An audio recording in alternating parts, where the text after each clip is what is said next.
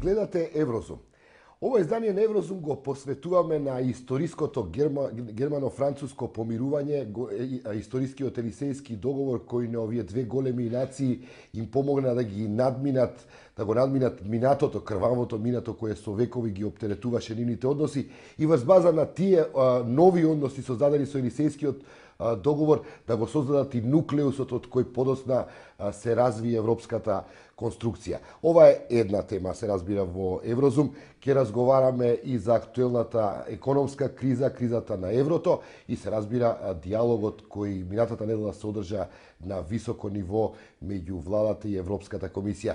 Гости во ова издание на Еврозум се амбасадорите на Германија и на Франција.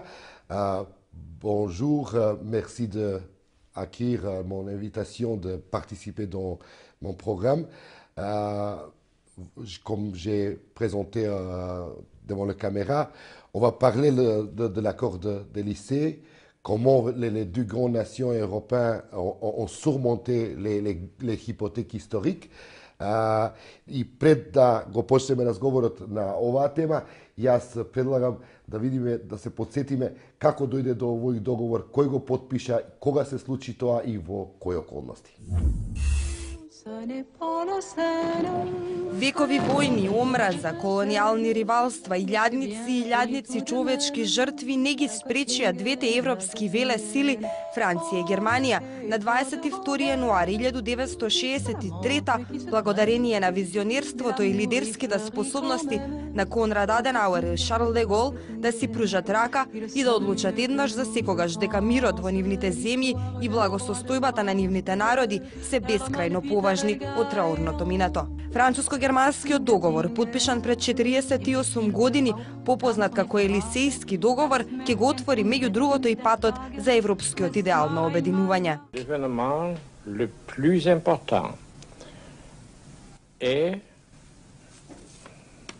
la conclusion du traité d'amitié franco-allemand en date du 22 janvier 1963.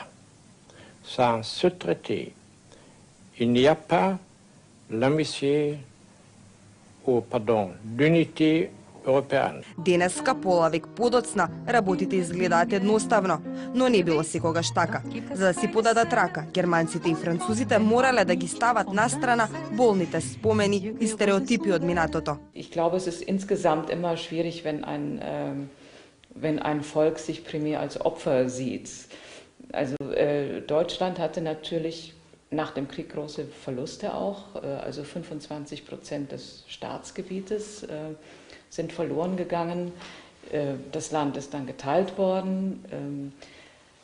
Es war eine schwierige Situation, aber die Deutschen hatten keine Chance, sich als Opfer zu sehen. Also sie haben die Schuld und die Verantwortung akzeptiert. Il est toujours d'ailleurs difficile pour la population d'Oradour-sur-Glane, ce petit village dont les habitants avaient été massacrés par les SS, ça leur est difficile d'oublier et ça leur était même difficile d'admettre pendant longtemps qu'un représentant officiel allemand puisse venir se recueillir. Et maintenant, c'est fait. C'est quelque chose qui existe et ça c'est formidable. De même qu'on comprend très bien, nous Français maintenant, que le souvenir de Dresde par exemple, de la ville de Dresde qui a été martyrisée par les bombardements au phosphore, que c'est quelque chose qui reste aussi très vivant sûrement pour les Allemands.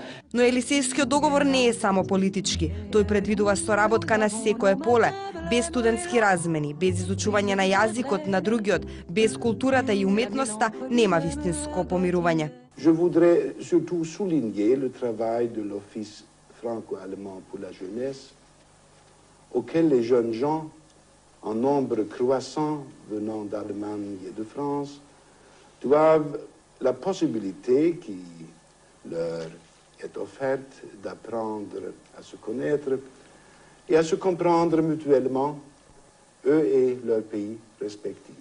Il faut la mise en place d'un certain nombre d'institutions, de mécanismes, un peu dans tous les domaines, qui permettent de faire là un travail beaucoup moins visible. C'est un peu un travail souterrain dans la société, entre, on le disait, entre école et lycée, entre universités, la télévision, Arte, le site internet, France-Allemagne. On a inventé des tas de choses qui permettent de faire le lien vraiment dans tous les domaines. Et peu à peu, ensuite, quand on fait le tableau de tout ça, on s'aperçoit qu'il y a une masse de canaux possibles pour favoriser cette communication et cette réconciliation. Со време, разбирање и политичка храброст се градат мостовите, онаму каде што кукавиците ги рушеле. Ако можеле германците и французите да си подадат рака после толку пролејана крв, тогаш тоа го можат и балканските народи.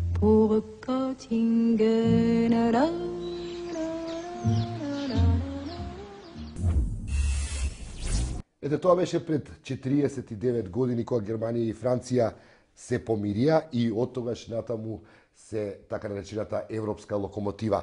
Madame Steinecke, Monsieur Schlumberger, mon première question c'est comment jugez-vous maintenant, avec d'une distance de 49 ans, l'accord d'Élysée? Est-ce qu'il est bien vivant? Est-ce qu'on travaille toujours pour le développer? Est-ce qu'il y a des problèmes de temps en temps? Comment ça se passe? Madame? Merci beaucoup pour l'invitation.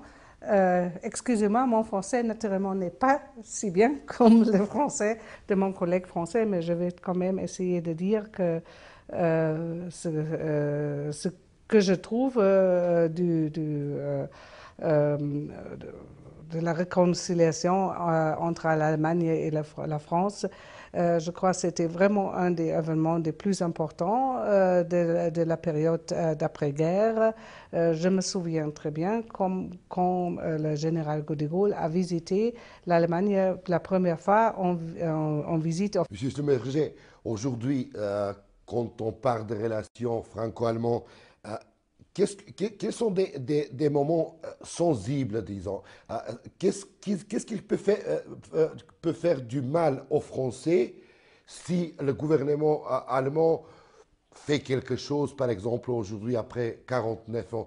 Qu'est-ce qu'il peut vous faire les mémoires mauvaises qui vont, disons, allumer de nouveau les feux de passé historique?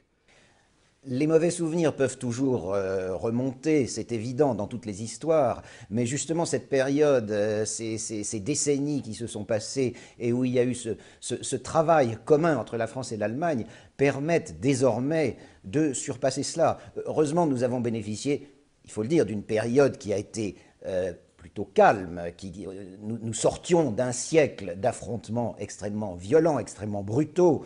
Gudrun faisait allusion à l'occupation de la France par l'Allemagne, mais il ne faut pas oublier qu'avant, il y a eu dans les deux sens des phénomènes tout à fait difficiles entre nos deux pays. Donc maintenant, c'est presque devenu, je dirais, un réflexe. Hein, quand on sent qu'il y a une tension, une difficulté, eh bien, on travaille d'autant plus ensemble pour la surmonter. Je pense qu'on aura l'occasion d'en parler dans le cas des événements actuels sur la place financière mondiale. C'est typique. Les mauvais souvenirs, on ne peut pas les éliminer complètement, ça fait partie de notre histoire, mais il faut les surmonter et les prendre d'une façon responsable et au contraire, quitte à faire des sacrifices, hein, un compromis c'est toujours un sacrifice de chaque côté, en prendre le côté positif, c'est ce que nous nous efforçons de faire sans arrêt. Depuis longtemps, on parle ici dans les Balkans, on prend l'exemple franco-allemand comme un bon exemple. Les nations dans les Balkans sont toujours, disons, on est unis dans l'idée pour les perspectives européennes, mais quand même, les hypothèques de passé sont très vivantes. On a vu récemment dans le Parlement européen les Bulgares qui ont disputé sur les problèmes avec les Macédoniens, les Grecs, ils ont toujours des problèmes avec les Macédoniens, et vice-versa, les Macédoniens avec les Bulgares, avec les Grecs, etc. etc. Quelle est votre impression? Pourquoi on n'arrive pas ici dans les Balkans de prendre cet exemple franco-allemand et de l'implémenter. Enfin, pour dire, voilà, c'est un bon exemple, on fait la même chose. Au lieu, on continue de se bagarrer, disons, sur l'histoire. C'est difficile, très difficile. Pourquoi c'est comme ça? Naturellement, peut-être parce que ces souvenirs sont encore plus frais que dans le cas franco-allemand. Les événements sur les Balkans, je pense plutôt maintenant à ce qui s'est passé au Kosovo et en Bosnie. C'est encore tout très frais. Mais je pense qu'il est vraiment nécessaire que les peuples concernés doivent sentir la volonté de surmonter les différences et d'aller ensemble vers un avenir mieux. Parce que tous les gens ici, il y a beaucoup de problèmes sociaux, politiques, etc., mais veulent avoir un avenir mieux. Et ça, c'est seulement possible ensemble. Mais je pense plutôt que mon collègue français peut aussi ajouter encore quelque chose à cet égard. Vous êtes un peu plus longtemps que Mme Steinecker ici en Macédoine et je crois que vous avez une meilleure connaissance sur la situation sur le terrain vu votre stage. Quel est votre diagnostic en parlant avec des Macédoniens, peut-être avec les Bulgares, les Grecs, pourquoi on n'arrive pas de se réconcilier, quoi? Moi, je constate une chose, c'est qu'il y a quand même un fondement, un terrain qui est propice à la réconciliation. Le citoyen macédonien, le citoyen grec, le citoyen bulgare se connaissent, ils ne se font pas la guerre, ils vont les uns chez les autres. On va bien entre nous. Voilà, le problème, c'est les gouvernements. On passe ses vacances ensemble, ce qui n'empêche pas que le citoyen puisse avoir des préjugés, des idées toutes faites. C'est une première chose qui a été un gros succès de la coopération franco-allemande et de la réconciliation franco-allemande, c'est que les sociétés civiles se sont vraiment engagées à travers les échanges scolaires, les échanges de jeunes, les échanges professionnels dans tous les ordres. Ça, c'est le premier truc. Puis deuxième chose, il faut aussi qu'il y ait la volonté politique des dirigeants et des dirigeants qui fassent des gestes symboliques, des gestes importants, tels ceux qu'ont fait Adenauer et De Gaulle, tels ceux qu'ont fait Mitterrand et Kohl quand ils se sont tenus la main au cimetière de Verdun et autres. Et ça, j'ai confiance, les hommes politiques des Balkans peuvent le faire. Regardez ce que fait le président Tadic quand même. C'est assez intéressant de voir les gestes qu'il a fait vis-à-vis de la Croatie, même vis-à-vis du Kosovo.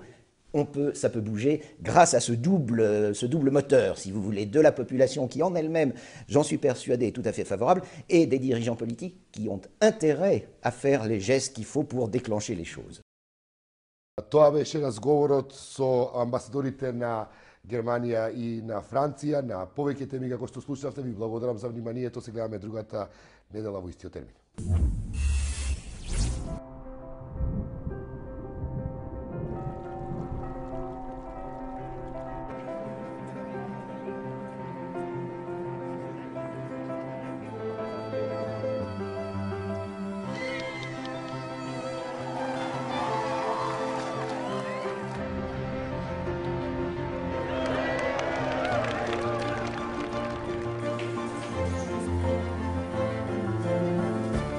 الشتيم الجدد الموجودين الباتوين الرجال